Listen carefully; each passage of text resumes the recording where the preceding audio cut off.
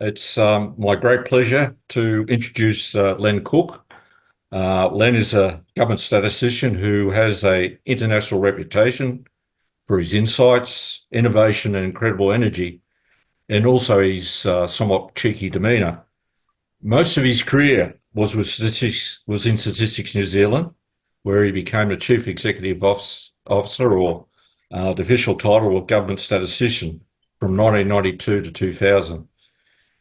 I also was fortunate enough to have a few very enjoyable and exciting years working with Len before I returned to Australia in 1995. In 2000, he moved to become the Director of the United Kingdom Office of National Statistics and the Registrar General for England and Wales. And he held those Andy, where's my positions volume? I've got until no volume. Can you help? 2005. He's remained active since then. Among other things, he was a mentor to the Pacific Island statisticians. He was the New Zealand Families Commissioner, Vice President of It's the off now. Statistical No volume. Still no volume. Eric, can you turn your... Oh, you mean you Yeah, I can't hear. and he's also been doing his best to keep New Zealand official statistics to a high quality. And I should say the latter hasn't been without its challenges. So it's time to hear from Len. So we'll talk for 45 minutes. And after that, after the interview, Muskan, who is the New Zealand convener of the Early Career Statisticians and Student Network, she's going to manage the Q&A. So first question, Len, can you tell us a little bit about your early life? Where were you born? Where'd you go to school? What were your best subjects? Well, thanks, Dennis. I was born in Dunedin, and I went to school and university in Dunedin. I went to one primary school, then an intermediate, and then to Bayfield High School in its second year. So I had the great advantage, which doesn't often happen, is that we had only one class ahead of us when we were growing up. So we were never really put in our place that well. I really, it's high school. The things I really enjoyed were languages, Latin, French, mathematics, and chemistry and physics. I was, in fact, so bad at English that the French teacher told me that unless I improved my English, I really shouldn't be thinking about going on in other languages. And I was just lucky the next year we found grammar. And so a small mind could cope with that. So that was really, I was very lucky in joining a really talented group of people that right through to my upper sixth form year were really keen science types. I still go fishing with them. Right. Okay. Well, it sounds very similar to me. I got very high marks in the maths and science subjects, but almost failed English. You went on to major in maths and stats at Otago University. When did you actually decide to pursue statistics as a career? Was it a deliberate choice or somewhat accidental? And yeah, who were the big influences on you around about that time? Well, funnily enough, I started off being interested in economics. And what I really enjoyed at economics at Otago in the first few years, which I did along with mathematics when I went to the Maths Honour School, was the economic models, time series. And in fact, in Economics 1 at Otago, one of the prime sources of reading was the 1966 yearbook. So I got introduced to time series and official statistics really quickly. At Otago, Jeff Jowett was the professor of statistics at the time. I think he might have been just about the first professor of stats in New Zealand. And he had a remarkable group of people in the years before us, people like Peter Thompson, Claire Salmon, and it was a remarkably collegial place to learn statistics. And Jeff Jowett was immensely practical when we learned about multivariate analysis. We'd measure the different dimensions of leaves. And so he brought a sort of a practical sense to statistics that I really enjoyed. In the end, I was pretty useless at mathematics. Ironically, I got in because I was way ahead at Bayfield at mathematics.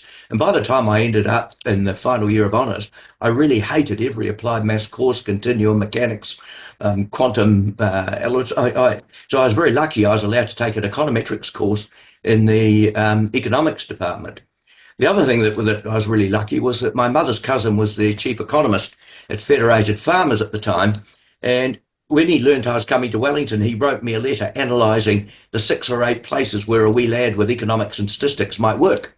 And he pointed out that the Department of Statistics had just gone from 300 to 700 staff in 2 years. It had a fairly stroppy government statistician, Jack Lewin, and that he thought for someone with my background, it would be a far better place to work than look at somewhere like as he said, the Treasury and the Reserve Bank have so many talented people that no matter how good you were, you'd be unnoticed, whereas in a stats office, you might be just a bit more visible.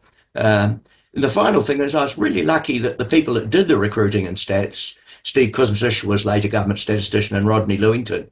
It just gives you an idea. They were assistant government statistician, and Rodney was the next level.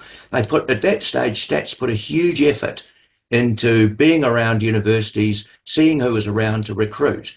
And I remember being flown up before I finally agreed to go and visiting the office, and Rodney Lewington's group was so full of young women, they called it Rodney's harem.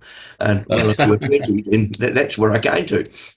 Right, okay. And did you start in the methodology area or somewhere else? Because during the course of your career, you've seen a lot of statistics, not just the methodology area. And I was wondering whether it was a deliberate choice to broaden your experience, or it's one of those things that sort of just happened.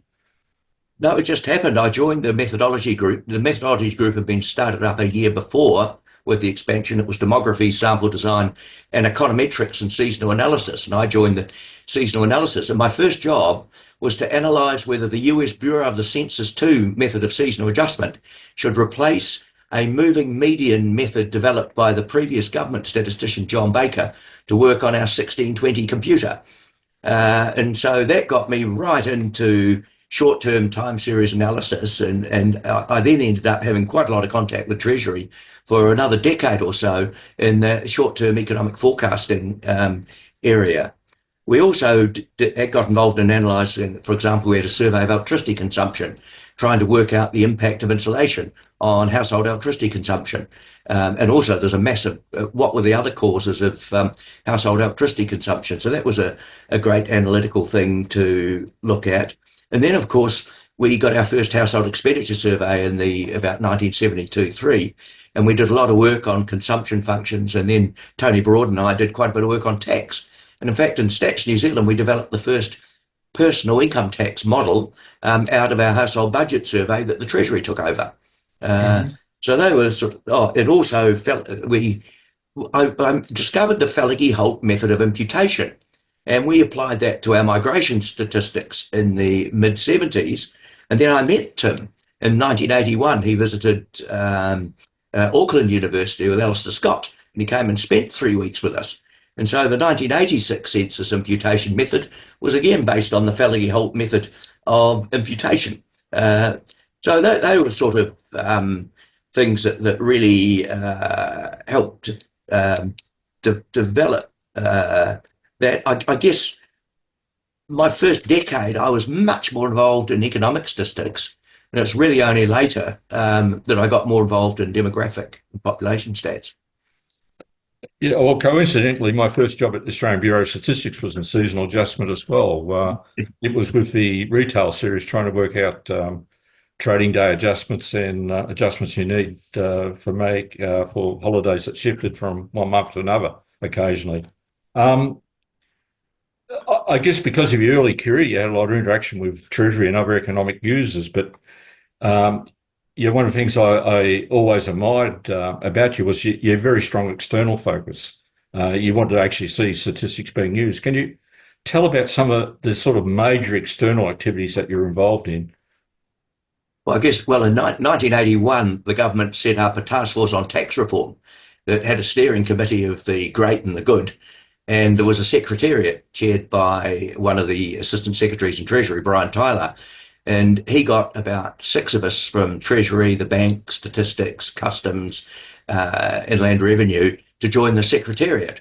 And so we were heavily involved with the background work that the task force actually produced. It was interesting because the task force members were really quite old. And there was one younger woman economist in her early 40s, Karen Vautier, but all the rest of them were retired civil servants or the great and the good who had spent a lot of their time now playing golf, and they wanted to introduce income splitting to help the sort of people who had a lot of money and one earner and really reduce their tax bill. Well, on one occasion when they raised it at the board, all of the secretariat, we tore into the steering committee members, and at the end of that, the chairman, the head of the secretariat, said we were no longer allowed to speak at the secretariat. And then we were asked. But it was interesting. It was both a methodological gap, but an amazing generational gap. We were the baby boomers challenging the very well off, successful members of the previous generation. Not often you can be silenced. But is there anything else you'd like to mention to us? Well, in 1987, I was asked to be the economist supporting the Royal Commission on Social Policy. And I did that for quite a while, as also with my deputy government statistician job. And I got really burnt out. I couldn't do both jobs. So I told the commissioner, the chairman of the commission, that I'd have to go back to stats. And then I went away skiing for a week, and he went to the Prime Minister and made me a member of the Royal Commission. So I ended up being very fortunate in my late 30s as being on a Royal Commission with 5 people, so people like Mason Jury, Sir Ivor Richardson, who are extraordinarily insightful, amazing listeners, a judge, a psychiatrist, and a psychologist. And we went all around New Zealand into incredible parts of a huge Maori connection. It was probably one of the most incredible background experiences that you could have had for the jobs I've had. I also chaired a population policy review in 1990, and like all population policy reviews, it never went anywhere. It printed a nice book. And I got involved a bit. In the 90s, we set up a Maori Stats Forum, and it was chaired by Bishop Manu Bennett. And we had about 8 of the leading Maori researchers of the time, Paparangi Reid, Mason Jury, Ted Douglas, and a collection of others, Whetū Wirata. And it really, what it did is something I never really appreciated at the time. By getting people like that, you're not just getting statistical advisors, you're getting constitutional thinkers. And I think often I learnt from that an advisory group isn't really just there to provide you with narrow technical advice. In fact, the first thing they did in their first meeting, they said, we're not an advisory group, we're the Maori Stats Forum, by the way. So just from a mix of things, I've been immensely lucky that they've all really shaped how I did the rest of my job, and I guess built on what I'd done. Just returning to the Royal Commission on Social Policy, did that lead to any major changes in the statistical activities of Statistics New Zealand, for example? It gave us a greater push for surveys in area more focused, like disability and time use, but we were never the agents that needed something fortunate to push it, like the disability community threatening to boycott the 96 census, or a particular coalition agreement giving a time use survey. So I think it made us much more opportunistic when the door opened for something and determined to do it. We're also really at that stage, I think the office was really at its peak in social reporting. And so that was a real strength that we had in the 90s that followed on from that. I think that really driven by John Darwin's push in a way, but we built on that in the 90s quite strongly. We had this Jack True in there for a while that gave it an extra boost as well. You became government statistician at a very young age, early 40s, if my arithmetic's right. That must have been very challenging. Can you tell us a little bit about what those sort of things that sort of concerned you most about taking on this job? And I suppose at the start, we had a new minister, Maurice Williamson, and he was very forthright. He and I had slightly different views on how the country should be run. And we, because he was new and I was new, I think we spent our first 6 months not listening to each other. And in the end, we had 8 years of a really effective relationship. But that was a start. That was something. I was very lucky. I went to see an old chief executive and I said, what the hell do you do with these ministers? And he said, well, if you're trying to change something, you better make sure that the minister thinks you're getting advice from someone that he knows is good, not you. Because I was looking at changing, I went and found someone who I knew he would appreciate as an organisational development expert, Robert Hughes, and we had 3 nights in a row in his office, and he then was quite happy with what we were doing. I guess at the time of fiscal constraint, Ruth Richardson was in the peak of cutting public sector expenditure, and could we keep the show running, and what did we do? And of course, we had an aging mainframe that was not lasting that well. I mean, governments had been really miserable to stats for quite a while, short sinking lids and things like that. Not at all as bad as in Britain, I might add, but they had been fairly tough on us. So that sort of, I was lucky. I learned from Steve Kuzmicek a little bit how you can play your cards and use the little advantages you've got. We were very good at getting 500,000, for example. Bill Birch used to have a $50 million pot for small things. And I reckon we became damn good at getting little bits of budget, whereas bigger departments could go for 10 million. We became pretty good at getting $500,000 off the bigger. Well, you spent, I think, about 8 years as government of New Zealand, and then you were appointed as the director of the Office of National Statistics in UK. I guess that was very different. Can you tell us a little bit about what were the different sorts of challenges you faced when you first went to UK? Well, I guess Stats New Zealand was then a wonderful little office of 600 people, had a very strong family sort of culture. Its structures and that were well settled, whereas ONS was 5,500 staff plus the registry office. It had been quite fragmented. The Newport office had been bought in about 8 years before I got there, and then Tim Holt became government statistician. In his first week, he was told that the Office of Population Census Surveys and Employment Statistics will be joining the office as well. And so I joined an office where there was still quite a lot of fragmentation in parts and ways that didn't really get the benefit of the scale of the office. So, for example, I was very lucky that Susan Lineker from the ABS decided to come to ONS, and she arrived the week I did, and she really led, and I was able to support her leading up, but she did the hard work. We built up a methodology group of 140 people. And we really pinched a Canadian model, which they had in the 70s when they wanted to expand methodology in Canada. We pinched our leadership group, the top 2 layers, from anywhere in the world. And we really built up a methodology group with that model in mind. And so by the time I left, we were beginning to promote the British side was taking over the management of it. But that was a real achievement, 140 methodology group. We had 3,000 different software tools because all the software in the organisation was fragmented. We had bits of tools that were so out of date that more time was being spent resurrecting outdated equipment than actually investing in new stuff, because there was belief there was no money. So I managed to get £75 million from Gordon Brown to shift that. And it's quite funny, when I put the proposal in for 100, most of the office thought I'd be lucky to get 10. And my argument was that treasuries can't tell the difference between 5 million and 5 billion. So you might as well go for a decent amount. And we got another 75 million in 2 years later. I think the other thing I found there was that the reputation of the office in the 70s and 80s had fallen down with the Thatcherism and British statistics should only work for government.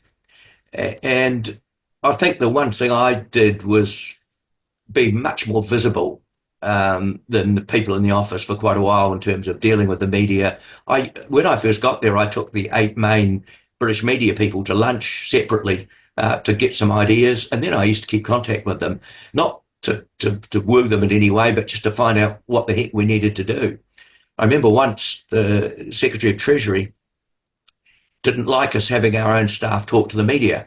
He wanted the press people to be the only people. And we were the only office in government that hadn't fallen to the Alistair Campbell policy advisor press people talk. And I remember once, every time when someone in the office made a mistake, he'd ring me up and say, it's time. And I'd say, Gus, when the staff in total make fewer mistakes than I do, it's probably time to think about more mistakes than I do personally. It's probably time to think about it. So we still kept our staff there. And the people in the media found it really important that if you're going to report on national accounts, you need to talk to the best national accounts brain in the country, which was in our office. So having media people deal with experts is something I really fought at. We never did it in Stats New Zealand. Even the people were, shall we say, slightly gauche. We gave them some media training to turn them into average. But it was still important to have that expert there. Well, we did the same at the Australian Bureau of Statistics, and I sat next to one of the leading economic journalists on a plane one day, and he had a bit of a reputation for being a bit rugged in his questioning, and he said that they deliberately won't try to embarrass someone who's trying to do the right thing, but out of their depth and haven't had appropriate media training and whatnot. And that generally held true. The chief executive's fair game, but lower staff who are just trying to do the right thing weren't. Yes. UK statistics always, to me, seem to have a better reputation externally, outside Britain, than what it did inside Britain. Is that your perception as well? Very, very much so. I think the British media are really tough. I mean, it's very easy to be government statistician in New Zealand than Britain, for example. People don't notice half the things you get wrong.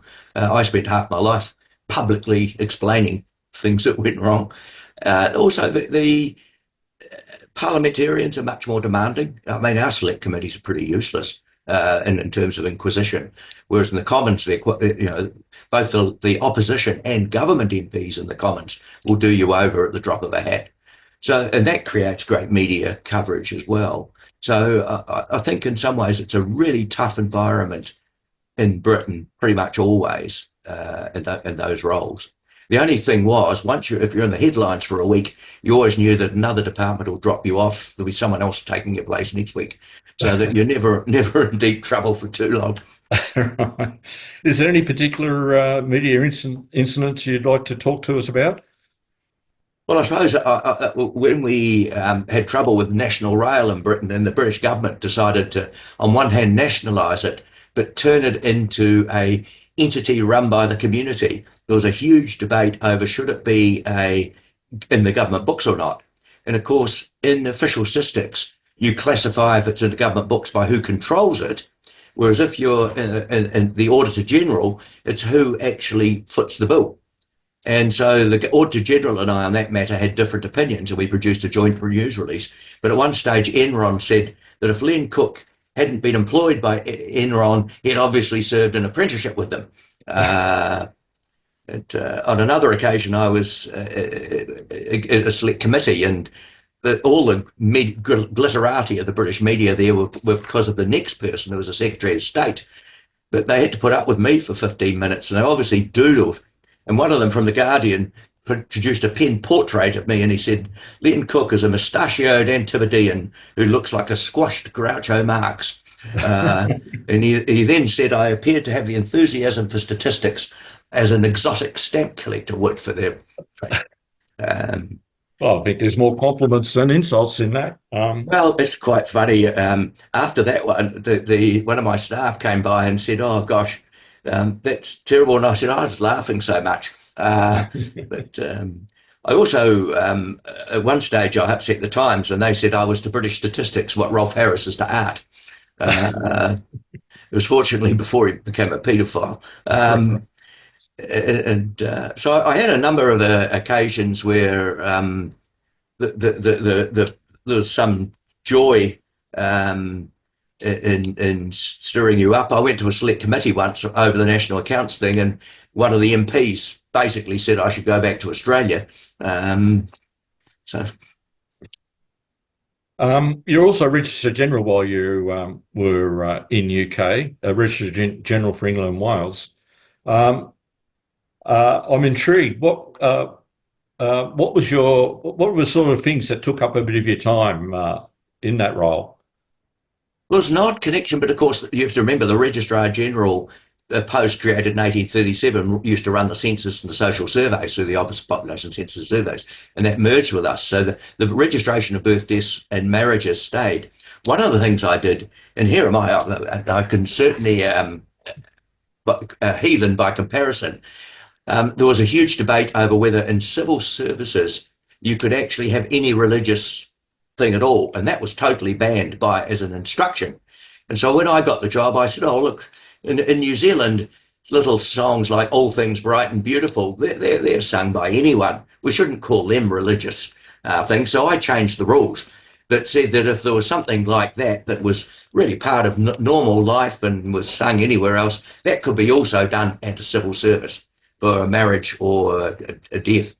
That got me an early day motion in the House of Commons saying what a good bloke I Oh, was. I introduced legislation for civil contracts. I didn't, the British government did, but I had to make it go. Um, and on one occasion, one of the registry officers forgot to register itself. And I got rung up by a father saying my daughter can't get married and said a week now. And I thought, gosh, what would my father have done if any of his three daughters was not able to get married? You know, he would have just been totally lost. So I rang up the Deputy Registrar General and I said, "Oh, what can we do?" "Oh, we can't do anything. It's in legislation." And I said, "Well, can't we change the legislation?" And she said, "Oh, well, it's, you know, you'd have to get the minister to agree." And I said, "Well, okay, let's assume you get that. Well, Parliament could object." And I said, "Well, carry on." And then she said, "Oh, look, it would need to be laid urgently, and then any individual parliamentarian could." And I said, "Look, have you ever come across a constituent MP who's going to obstruct the public service fixing one of their own blunders?" And of course, the minister's office agreed. And when it hit the media about 2 weeks later, the guy thanked the minister. What a great job. And then my staff came to me and said, "Oh, isn't it sad that you did all the work and the minister didn't?" And I said, "There's nothing better for a departmental head than have their minister to get the credit for the things they've done." It was a sort of a lack of, I felt the one advantage in New Zealand is that you do have a deeper sense of that connection of what ministers will actually do in a constituency issue, which is a really common problem of government. And I couldn't.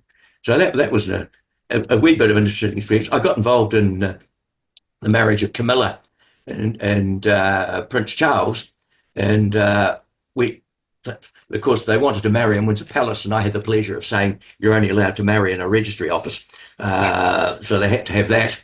And then there was this issue that I then had to hear appeals as to why they couldn't be. The only appeal that had some slight resonance was that Camilla had previously been married to a man who was Catholic, therefore she was still married in the eyes of God and couldn't marry again. And as a Methodist cradle roll lad, I didn't take that much. But the reason why it was different from Peter Townsend and Princess Margaret about 60 years before was it was now a European Union human rights legislation, so you couldn't discriminate against a prince. And secondly, of course, Camilla was long past the capacity to introduce issue which would cause a change in the order of precedence in the United Kingdom monarchy. Right. It's an unusual arrangement for the Registrar General to be part of the National Statistics Office. Do you think it's a good thing or not? Or do you think there should be a degree of separation? It's not now. Since 2007, it's gone back to the Home Office. There have been some, like, for example, the Chief Statistician of Iceland was also Registrar General until about 15 years ago. I think in the Cooks, for example, the Chief Statistician is a Registrar of Electors. I think you can do that. They're the sort of roles which are politically independent and do have some fit, maybe in a small country. But I think in the UK, it makes sense to separate it now. But, you know, if you come back to why it was the 1837 legislation that they were the people that ran the census, really drove a lot of the start of British non-economic statistics. Um, I know from the old chat we have that you've remained very busy since you returned from UK. Um, can you tell us a little bit about some of your more interesting experiences? Well, I guess I spent a time as the chair of a medical training board because the Minister of Health was very worried about the way doctors were projecting the number of doctors they need in 2007. And he thought that a statistician chairing a group of doctors would actually challenge them a bit. So I enjoyed that for 2 or 3 years. And then the new Minister of Health wanted to create a different body. But that got me into looking at how we project demand for doctors and nurses. And of course, none of that advice has ever been taken when you look at where we're going in health at the moment. I also was a member of the Remuneration Authority for a while, so I tend to look after how we should pay judges. One of the things I enjoyed about that is every time I reviewed a bench, I would go and talk to the judge who initiated that bench. And so it was Margaret Wilson who did the 2007 Coroners Act. And I even went back to 1992 and talked to Doug Kidd because he introduced the 1992 Te Ture Whenua Act. And the one thing I found, and Simon Upton, Geoffrey Palmer with Environment, and I found learning with the people that set up legislation gave you incredibly rich insights because they were some of the few parliamentarians that really followed their own legislation through. I was Families Commissioner and chair of the board of our evaluation agency for 3 years until the government decided to take its 8 million away and give it to our social investment group. And that was really quite a thing I really enjoyed. I learned there basically how hopeless government is at assessing the performance of non-government organisations it gives money to. And in fact, in many ways, they've got no idea whether to increase double them up, double them, get rid of them, scale them up or down and have more of them, because our financial measures really are so narrow. So many of our decisions with the fact that the NGO sector are made of, shall we say, more and less tangible reasons. I've also got involved in justice. I've done quite a bit of work looking at the intergenerational effects of justice, comparing today's young with their parents, grandparents and great-grandparents. And for example, out of that work, I would argue we're putting young men in jail now at a lower rate than any time since the Second World War. But that has no general effect on policy. And in fact, the judiciary are much more interested in these figures than the public sector is.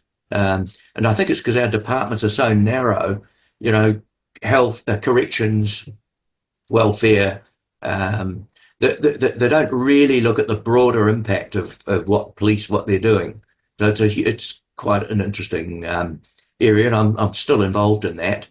I produced a few affidavits for the Waitangi Tribunal and the High Court on child protection when our Child Protection Agency got into quite a bit of strife with having 1 in 64 Maori kids 16 and under in their care and not managing them. There was a tribunal hearing, and I managed to produce the one thing I did which knocked the socks off the department was their department's own proposals were quite glib.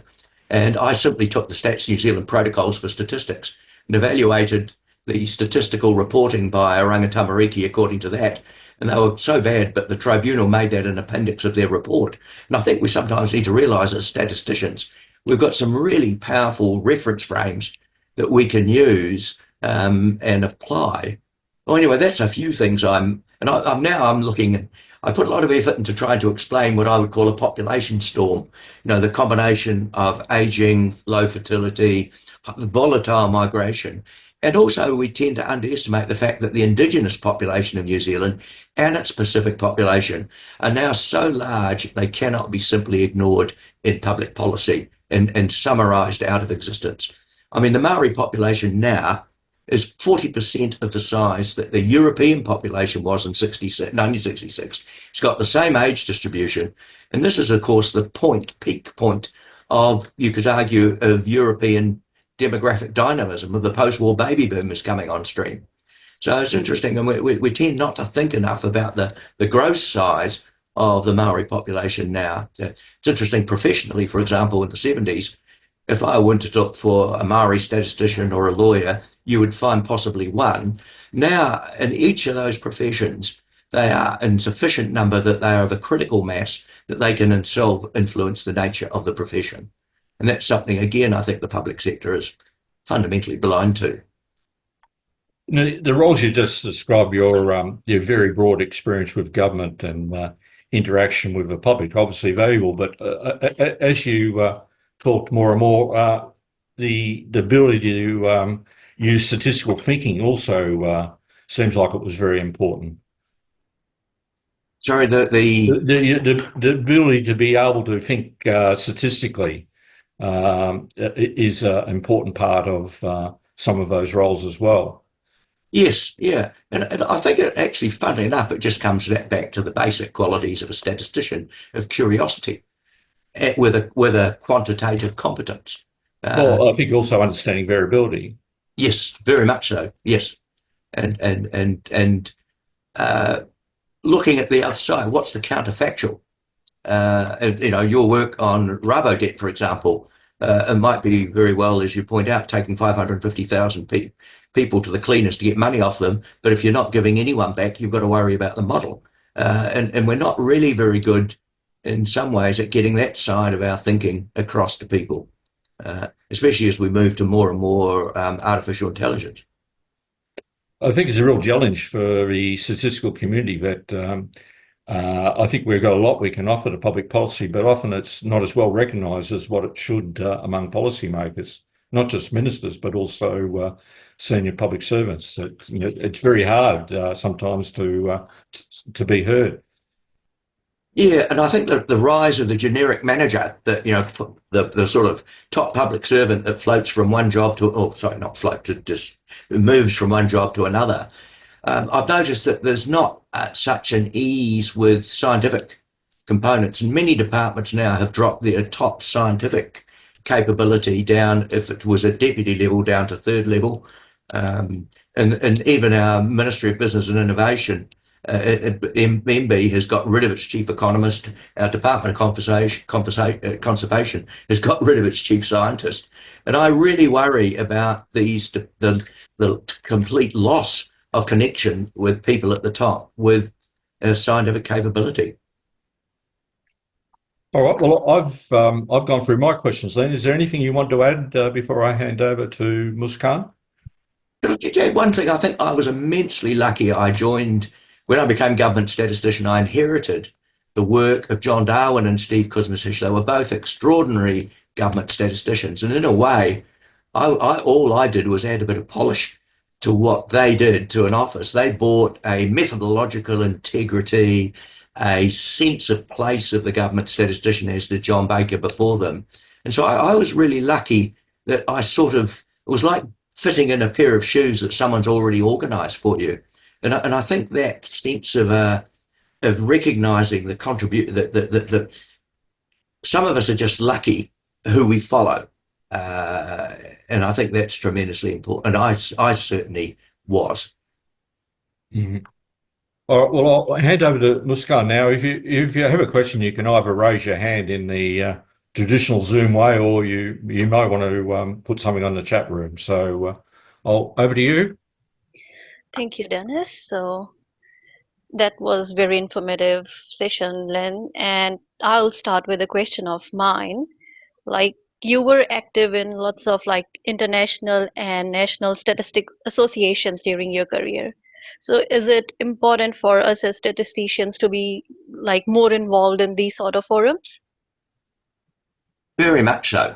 I think, in methodology, you're doing something which is unique to your country. It's great to be able to get challenged by people that are in your world, and also to discover where the boundaries are shifting in how you think about things. I was very lucky. The Stats Association gave me $100 to go to a meeting of statistical officers in 1975 when I was on holiday in Europe, and I went to the ISI in Warsaw, and I was able to sit at meetings with the people that wrote the textbooks I'd been using 5 years before. And I met people like Tim Holt, and I think that gives you the sort of real sense of challenge and confidence in who you might challenge. And what you find there, what I learned from that was no matter how big someone was in the field, they were quite over in the course of the end of a meeting. It's amazing who was happy to have a natter with some fresh young graduate. And I think that, those sort of conferences really break down the barriers of the segmentation of roles and standing. That's one of the great things of the New Zealand Stats Association conference, I think, is that, as Jeff Hunter would know, that pretty much always New Zealand's professors of stats have always generally gone to the stats conference if they could.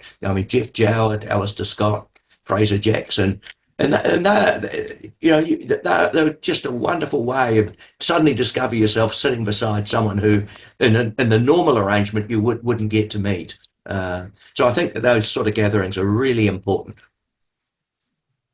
Thank you. We have got a question. How much should a statistical office leader need to know about statistics, and how much do they need to be able to tap into good statistical advice?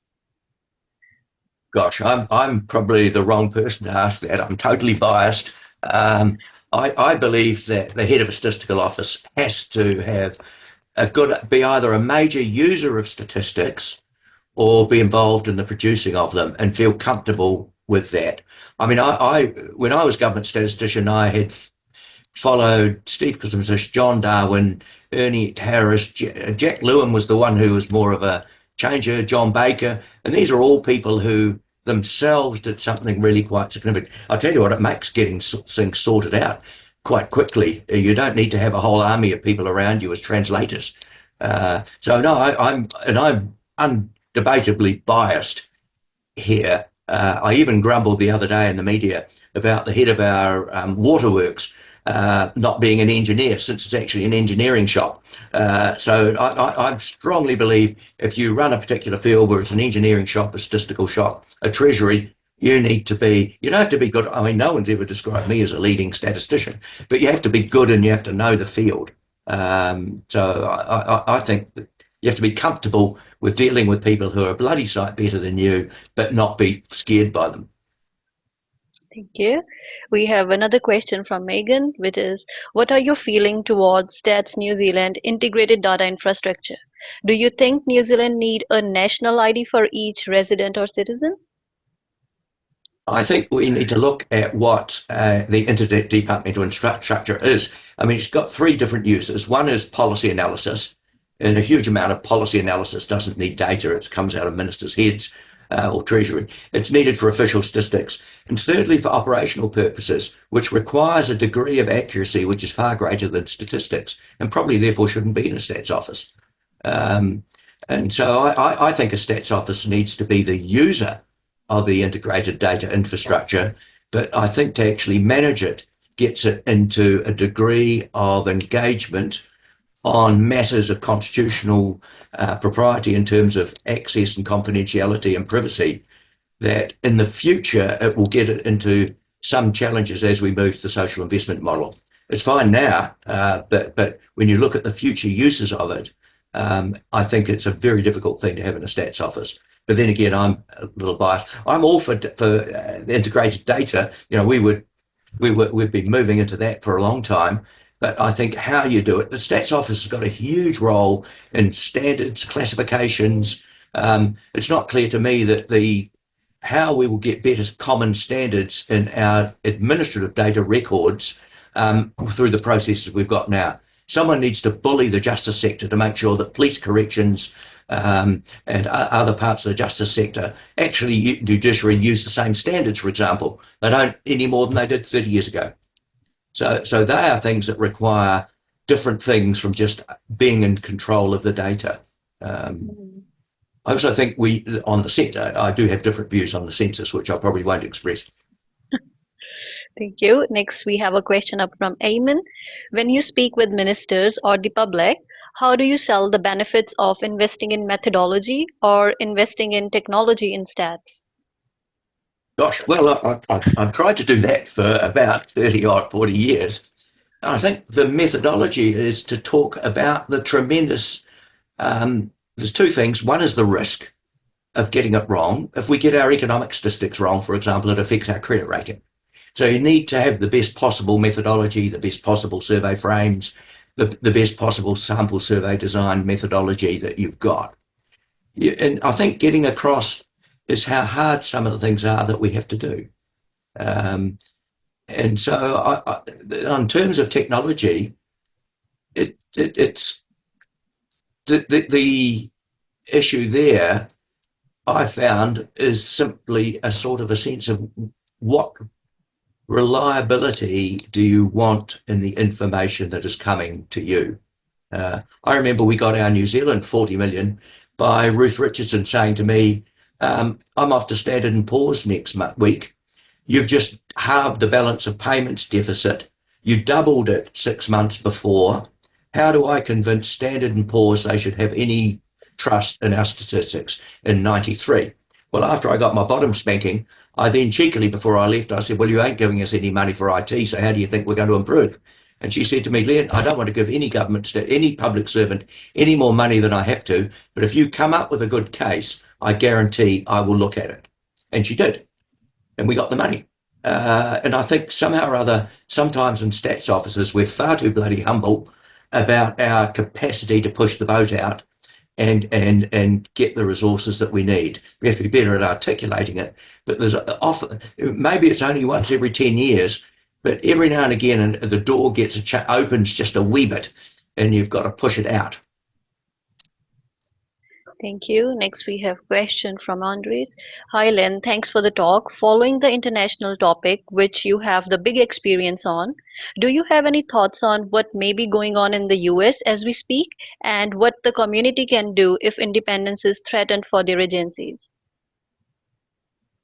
Well, it's a really tough question. I mean, the US Bureau of the Census has been, since the Second World War, it goes up and down, but an extraordinary contributor to methodological standards, innovation, and development in statistics. And I think if the US Bureau of the Census were damaged by Musk-type behaviour, the spillover costs to any country with somewhat flaky politicians could be really bad. So I think that support for and really the international organisations, the credit rating agencies, I think they are the ones that will have a bigger influence than what official statisticians will have. Ultimately, if you don't trust American statistics, you're not going to invest in their dollar. And I think that sometimes in official statistics, we don't always recognise the downstream implications. You know, if we get the census wrong and there's a judicial review, imagine if you have to have an election, a judicial review after an election. So you've got to start thinking of the really huge costs of having very poor statistics. They're way beyond what the ordinary users do, but they're the ones that you have to use if you want to bludgeon an Elon Musk type. Thank you. Next up, we have a question from Brian. Given your history in many senior government roles, how much of your day-to-day was political versus technical? Have you seen cases where the politics have hampered genuinely good technical work? Well, gosh, I haven't been really a methodological expert for about 40 years. You know, I became assistant government statistician in 1982. And I think what I've been really someone who's taken a strong interest in the way statistics are used and the application of methods that have already been developed. I'm not an innovator, but I do rely on being able to recruit and appoint and value and get and stimulate the work of the people that can. And to me, that's really, once you get into management, that's really what your main contribution is actually, and enjoying the little beggars that want to tell you you've got it wrong and we need to change. I think that where in terms of where I have the worst example I had of politics interfering with statistics was in the UK, where we weren't allowed to revise the retail price index, because if we did, it would probably cause the sale of billions and billions of goods. And so the methodology of the retail price index in Britain was basically, apart from being rebased, unchanged. So it missed out on all the debate about average price relatives or the ratio of average price or the average price of averages. And so what I did is I introduced the New Zealand Consumer Price Index. So there's always a way around it. I remember when I was involved in Subaru, we had $1 million fund to produce research for ministers, and we would publish it, but they would write the question. Well, one minister wanted to release the stuff through their office. And I said, well, actually, it diminishes what you do. And so she still wanted to do it. So what I did is every time he sent the report for that, I put on it.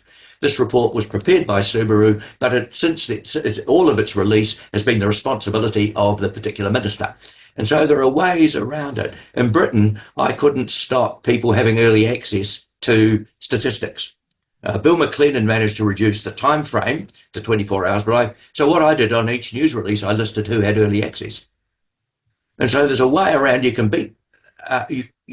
Often, I think maybe I have always come across problems which were manageable in some slightly devious way. I've never been confronted with a issue where I have been bullied in such a way that I felt I should resign.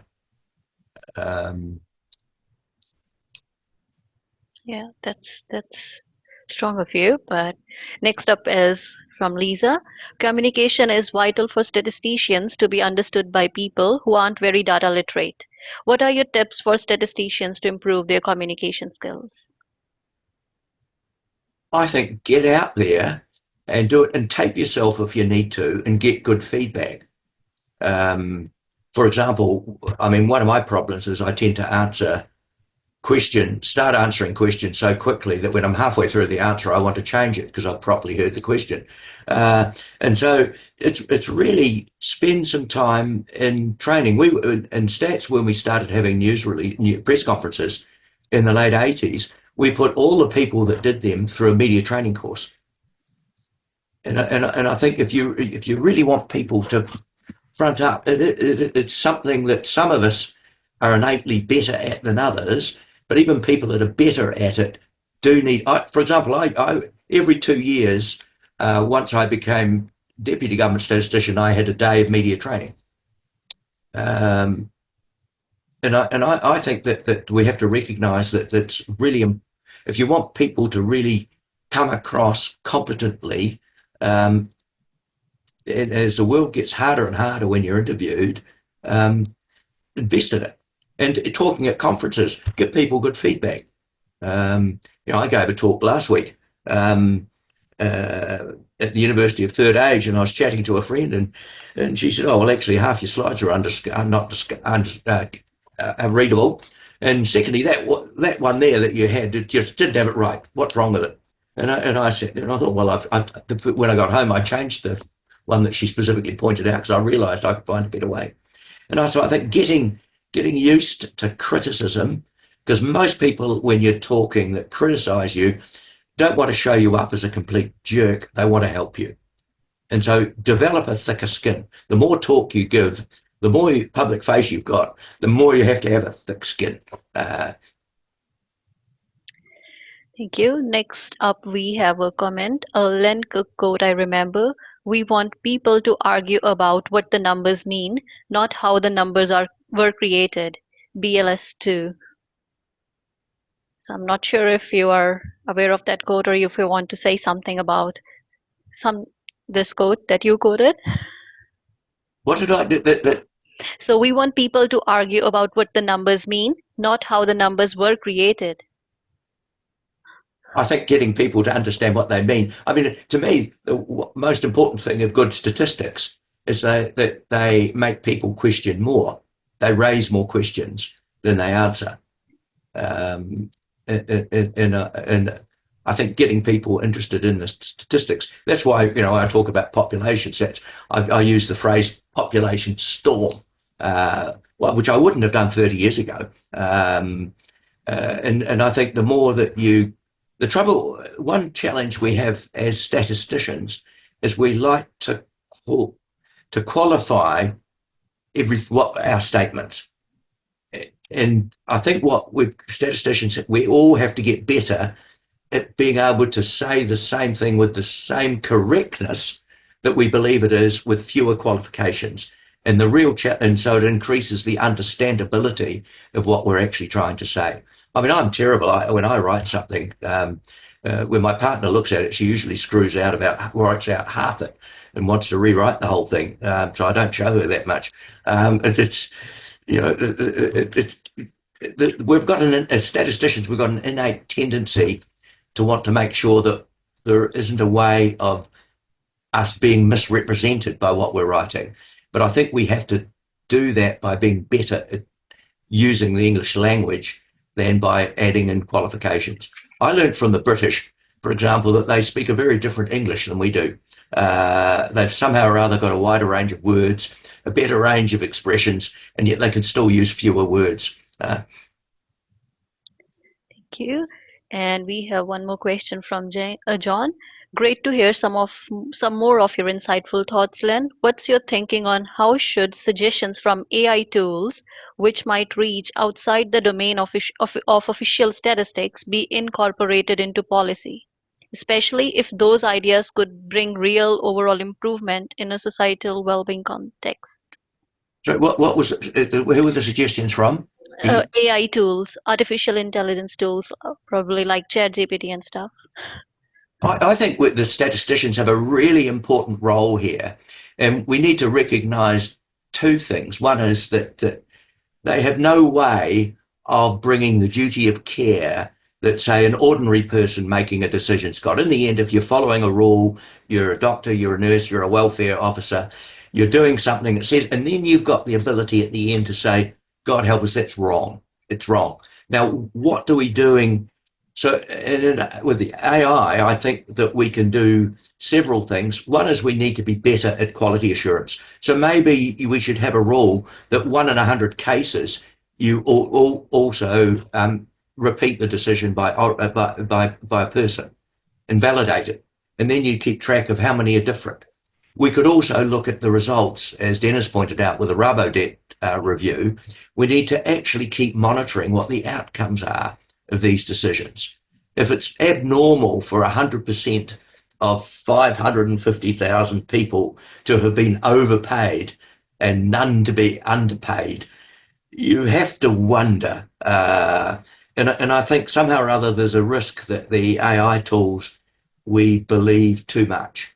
And I think we need to recognise the data set that they're built on is less than the data set that you on the desk have got, because you've got a whole lot of intangible things.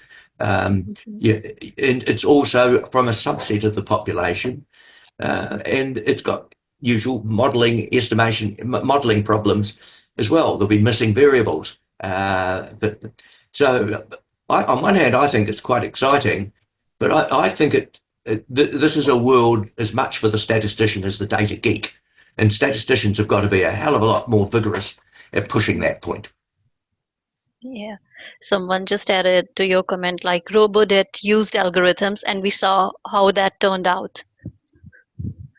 Yes, but it didn't need to.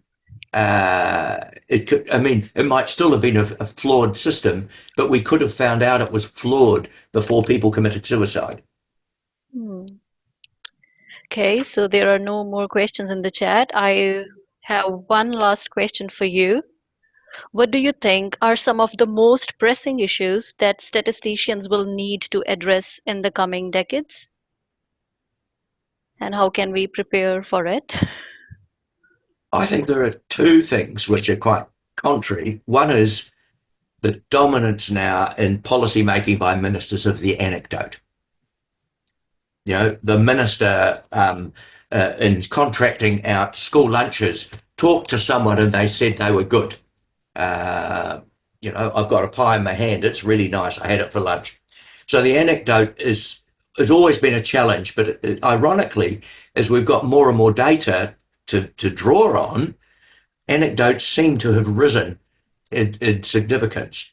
And the other side is really retaining that sense of what's the reference point, what's the population, what are the basics of sample survey methodology that you should always be using as your reference point in analysis, whatever the data is. What's the undercoverage? What's actually being measured here, as opposed to what you want to measure? Are the variables actually meaningful. So I think it's almost at two ends of the spectrum. And I think you do that by getting out. Statisticians need to get out. You need to be involved. If you're in, if you're training, get a job in the justice sector, get a job somewhere where people are making actual decisions that you're attempting to model. I don't think you should be allowed to call yourself a statistician until, like a carpenter, you've gone and built a few letterboxes and God knows what. I think somehow or other we need to make sure that in our training in early years, we're embedded with a rich knowledge of just how hard it is to measure things properly. And I think that's what I would think. Like in stats, I had a period. I didn't last long, but I tried to get our survey analysts to go out and join the household survey team. I went and did household survey interviews as government statistician a couple of times to find out how hard it was. And I think that's the sort of thing we need to have our theoreticians much more stuck in the practical world, because with the data analysis capability we've got now, we cannot take anything for granted in any data source that we've got. Nope, that's true. I'll open the floor to audience once more if anyone has any other question.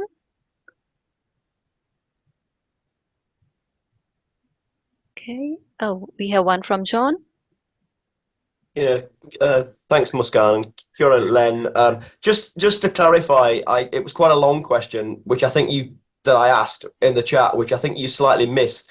What I was getting at with the AI was, suppose that an AI gives an idea that reaches beyond the policy domain of an official, a government statistician or any one area.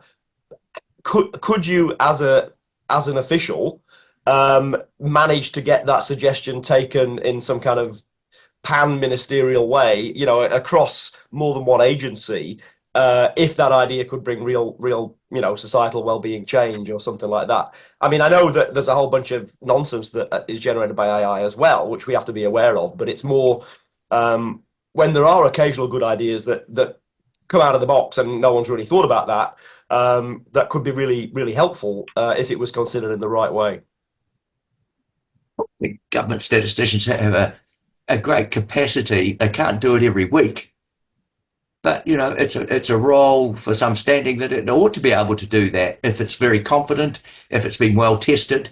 I'd say just a simple answer, yes.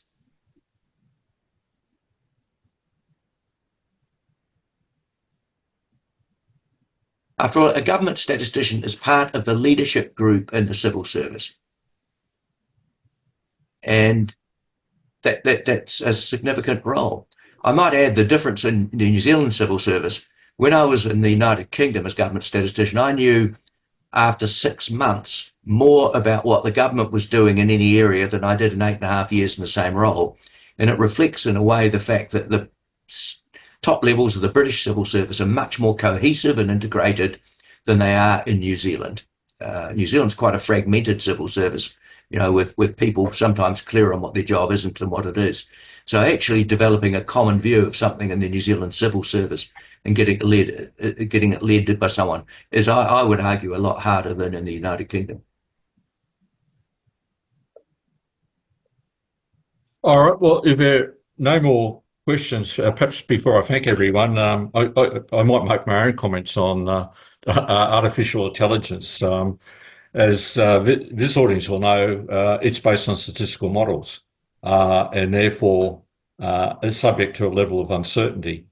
And I don't think that's really always recognised. It's uncertainty because of a source data. Lynn mentioned missing data, but there may be other types of error in the source data in which the AI models are based, and they're models, so they're subject to model error.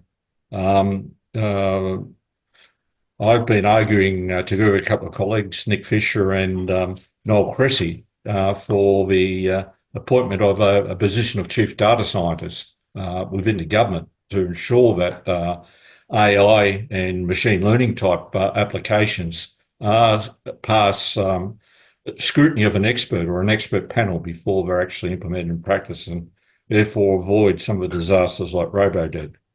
So having said that, can I thank you so much, Len, for a really interesting and insightful talk. Muskan for very effectively running the Q&A. And although you can't see it, Jodie Phillips is behind the scenes running this Zoom session. And she will be generating a transcript from this discussion, which we'll edit a bit and then we'll put it on the website, and we'll let you know when it's available. So thank you all for attending, and enjoy the rest of the day. Thank you, Dennis. Thank you. Thanks.